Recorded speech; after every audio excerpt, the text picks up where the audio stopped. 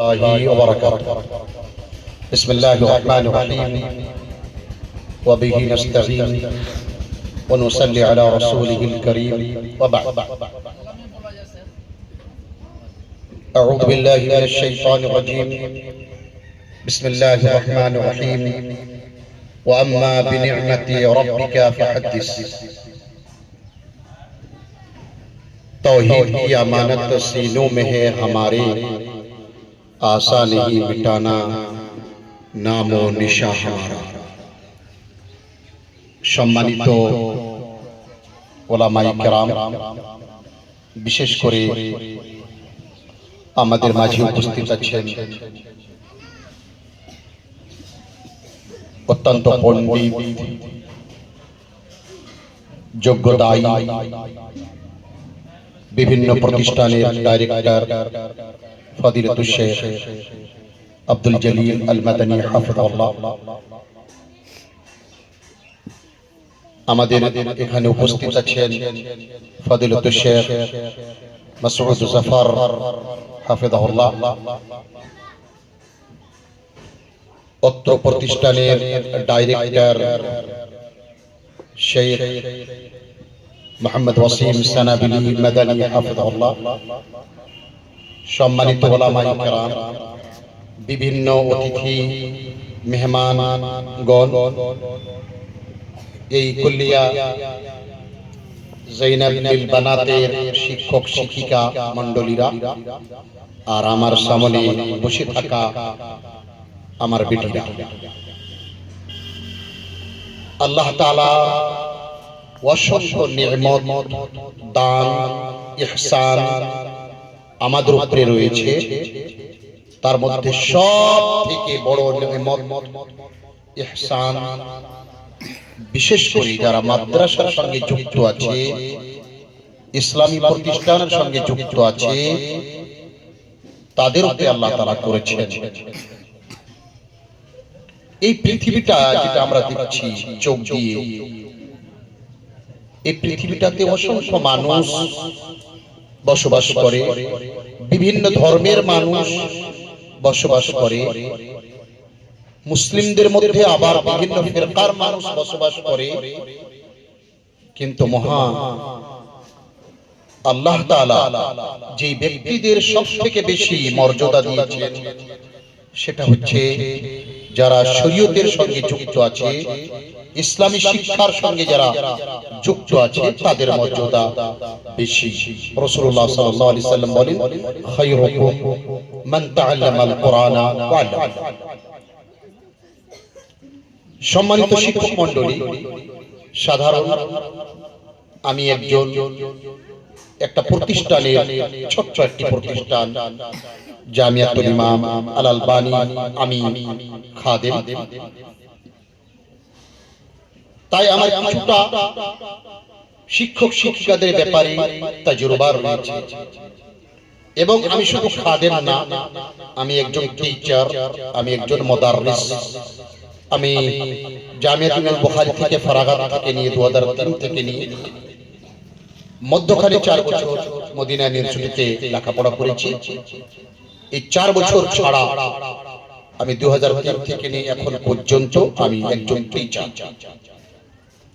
আমি জামিয়াতুল বুখারীতেও পড়িয়েছি এবং জামিয়াতুল ইমাম আল আলবানীতে মহিলা মাদ্রাসায়, ছেলেদের মাদ্রাসায়, দুটি মাদ্রাসায় আমি ক্লাস নিই। বর্তমানে আমি আবু দাউদ পড়াই, আমি বুলুগুল মারাম পড়াই।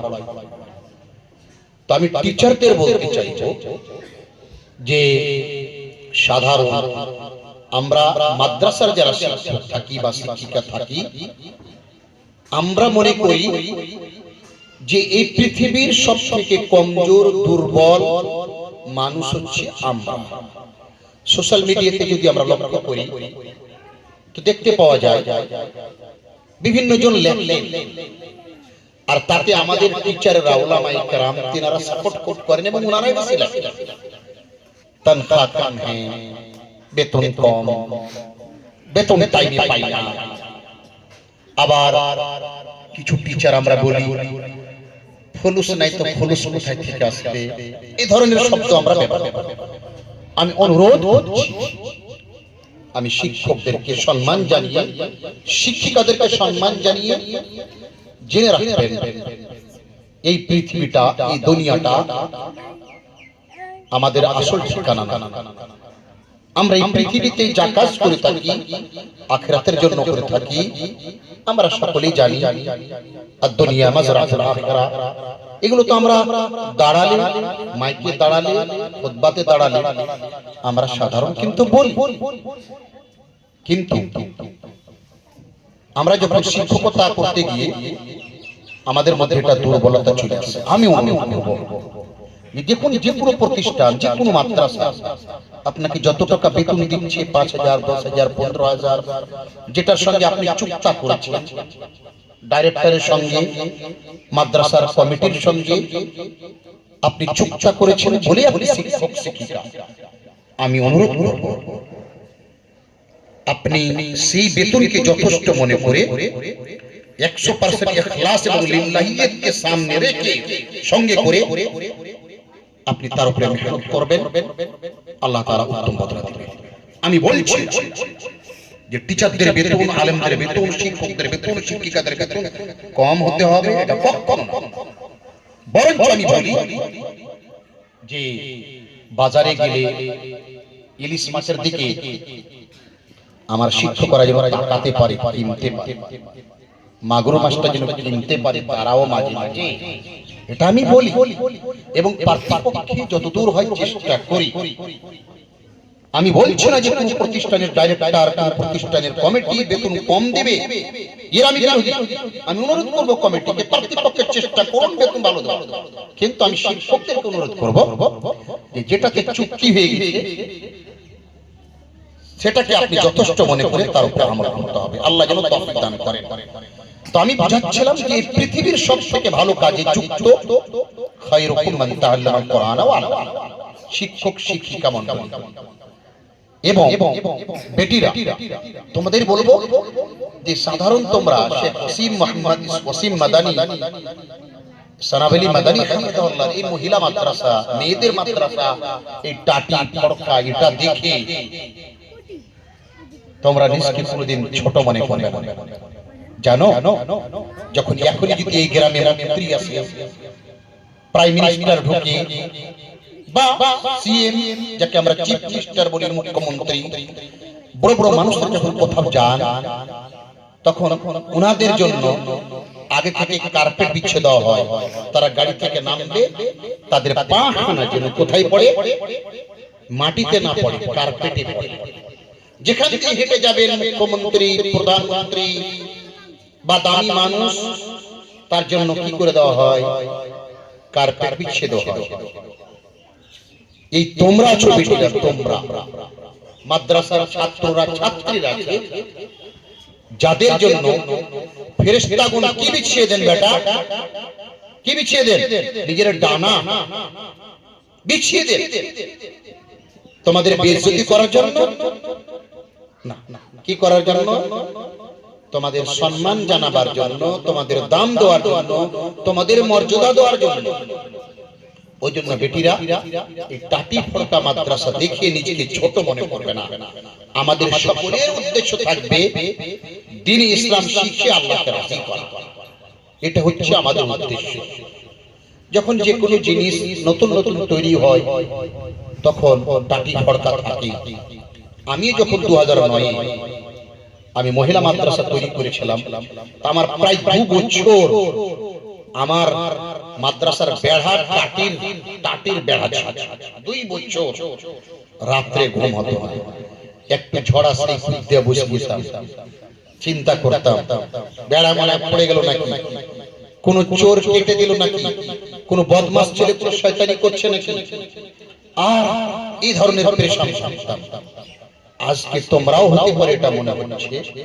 আমি বেটিদেরকে বলবো যে বেটিরা এটা কখনো মনে করতে হবে না যে আমরা টাটির মাদ্রাসায় পড়ছি। ইনশাআল্লাহ আল্লাহ যদি রাজি থাকেন আর যাদের মধ্যে ইখলাস থাকবে, যারা প্রচেষ্টা চালাবে, মেহনত চালাবে, তাদের জন্য আল্লাহ তাআলা রাস্তা খুলে দেবেন। একদিন এই গ্রামে দেখবে শেখ ওসিম সানাবলী মাদানীর আন্ডারে একটা ভালো মাদ্রাসা তো অরিজিনাল ভালো চলছে, কিন্তু ভালো বিল্ডিং সহ ভালো মাদ্রাসা খুব তাড়াতাড়ি ইনশাআল্লাহ তোমরা দেখবে চলছে। বেটিরা আমার তিনটি মেয়ে আছে, আমার তিনটি বেটি, একটা বেটা। আমার বড় তিনটা হচ্ছে বেটি, আর সব থেকে ছোটটা হচ্ছে বর্তমানে বেটা। আমার তিনটি মেয়ে, আমার তিনটাই বেটি তোমাদের মতোই জামিয়াতুল ইমাম বাণীর বেটি ছেলে ক্যাম্পাসে মহিলা মাদ্রাসায় তারা পড়ে। আমার একটা বেটা আছে 3 বছরের বর্তমানে, তাকেও আমি মাদ্রাসার হিফজখানাতে ভর্তি করে রেখেছি। মাঝে মাঝে যাই 10 মিনিটের জন্য, আধা ঘন্টার জন্য।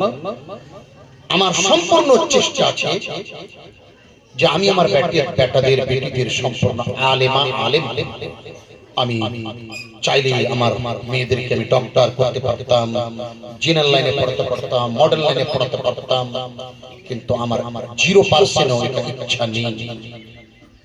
কারণ দুনিয়ার ওই শিক্ষাগুলো শিখে দুনিয়াতে তো কিছু উন্নতি হয়ে যাবে সাময়িকভাবে, কিন্তু আখিরাতে 90% নয় 99% যেটা প্র্যাকটিক্যাল দেখতে পাওয়া যাচ্ছে সেটা ধ্বংস হয়ে যাচ্ছে। ওইজন্য বেটিরা তোমরা খুব ভালো জায়গায় আছো, যদিও টাটির মাদ্রাসায় আছো, যদিও তোমরা সাধারণ বেড়াতে মধ্যে আছো, আমি তোমাদেরকে অনুরোধ করব যে তোমরা এই প্রতিষ্ঠানে পড়বে, পড়ে আগাবে এবং নিজের ঈমানকে ঠিক করবে। আমি যারা বড় শিক্ষিকা আছেন, শিক্ষিকা এই মাদ্রাসার, এবং যারা বড় বেটি, তাদের উদ্দেশ্যে আমি দুটি কথা বলে আমার আলোচনা শেষ করে দেব। যে মাদ্রাসায় যখন থাকা হয়, মাদ্রাসার মাহলে, তখন সাধারণ ইবাদত, নামাজ সবকিছু ঠিক থাকে, কিন্তু যখন এই বেটিরা বাড়ি চলে যান তখন তাদের ঈমান আমল সব কমজোর হয়ে যায়। যার কারণে তোমাদের আমলের কারণে মাদ্রাসার কমিটি, মাদ্রাসার ডাইরেক্টরের বদনাম। কোন মাদ্রাসায় পড়ছো? ওই কুলিয়া যায়না ওয়াসিম মাদানী মাদ্রাসা।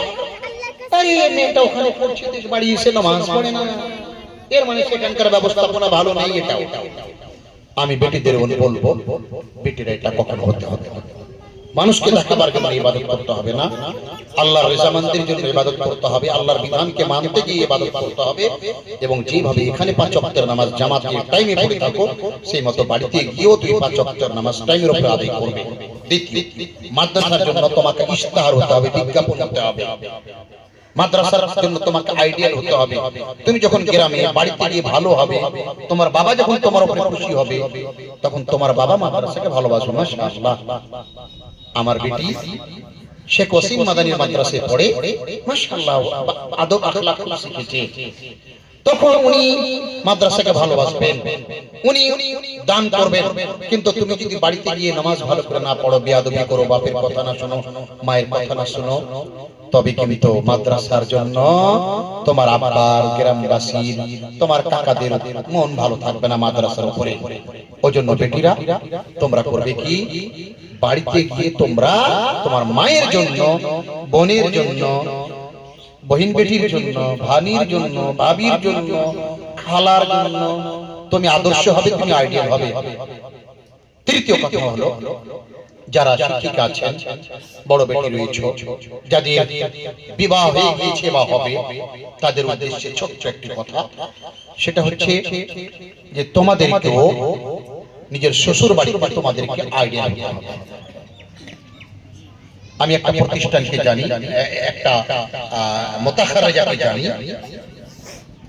যেই মুতাখাররিজা, কোন মাদ্রাসার মুতাখাররিজা, সেই বাড়িতে 3-4টা বউ, তার মধ্যে একটা আলেমা, কোন মাদ্রাসার ফারেগা। কিন্তু এমন খান্নাস, তেনার শ্বশুর মশাই আমাকে বলেন যে মাদানী সাহেব, আমার আরো 2-একটা বেটা আছে, আমি ভুলেও কেউ মাদ্রাসার পড়া মেয়ে বউ করবো না। বলেন তো বুকটা আমাদের মতো আলেমদের ফাটবে কিনা, আমাদের মতো মাদ্রাসার ডাইরেক্টর, পরিচালকদের, মালিকদের মনটা ফাটবে কিনা? খুব দুঃখজনক। আমার বাড়ির পরিবেশটাকে, তার শ্বশুরটা বলছেন আমার বাড়ির পরিবেশটাকে আমার এই আলেমা বৌমা ধ্বংস করে দিল, বেদনার শেষ নেই, অশান্তির শেষ নেই। আর একটা মোতাহারা যাকে জানি, আরে যাকে তার শ্বশুর বাড়িতে তার যখন বিয়ে হলো, তার স্বামী নামাজ পড়তো না, তার বাড়িতে কেউ নামাজ পড়তো না। এমন রমজান মাসে দুপুরে ভাত রান্না করে খেত তাদের পরিবার। আমাদের আহলে হাদিস রমজান মাসে দুপুরে ভাত রান্না করে খেত। কিন্তু এই মাদ্রাসার মোতাহারা যায়, যখন ওই বাড়ির বৌমা হয়ে গেল, আলহামদুলিল্লাহ গোটা পরিবার সেই মোতাহারা। স্বামী তার নামাজ পড়ছে, তার শাশুড়ি নামাজ পড়ছে, শ্বশুর নামাজ পড়ছে, দেওর ভাতে নামাজ পড়তে আরম্ভ করেছে, রমজান মাসের রোজা সুন্দরভাবে হচ্ছে। মানে গোটা একটা পরিবেশ চেঞ্জ করে দিল একটা মেয়েতে মোতাহারা যাতে। ওই বেটিদের যখন খবর শুনি, বুকটা বড় হয়ে যায়, মনটা বড় হয়ে যায়, মন থেকে দোয়া বের হয়। আমি আলেমাদেরকে, শিক্ষিকাদেরকে আমি বড় বেটিদেরকে বলবো, বেটিরা তোমরা এরকম হতে হবে, আদর্শবান একজন আলেমা হতে হবে, চিন্তা করতে হবে। অবশ্যই আমি টাইম নিয়ে নিলাম, আমি অবশ্যই আমি শেখ হোসেন সানাবেলি মাদানী হাফিজাহুল্লাহ আমি শুকরিয়া আদায় করছি, যিনি আমাকে অনেক দিন থেকে 2-4 বছর থেকে উনি আমাকে বারবার ডেকেছেন। এটা আমার দুর্ভাগ্য যে আমি আগে আসতে পারিনি। আল্লাহ আজকে তৌফিক দিয়েছেন, আমি আসতে পেরেছি। কিন্তু আজকে আসার পরে এটা আমার বিশ্বাস হচ্ছে এবং আমার মন বলছে যে এই মাদ্রাসা ইনশাআল্লাহ টাটি ফড়কা থাকবে না। আল্লাহ তাআলা খুব তাড়াতাড়ি কিছু ভালো রেজাল্ট এই প্রতিষ্ঠানের জন্য আনবে। আল্লাহ তাআলার কাছে দোয়া করি, আল্লাহ তাআলা যেন আমাদের উলামায়ে কেরামের খিদমতগুলিকে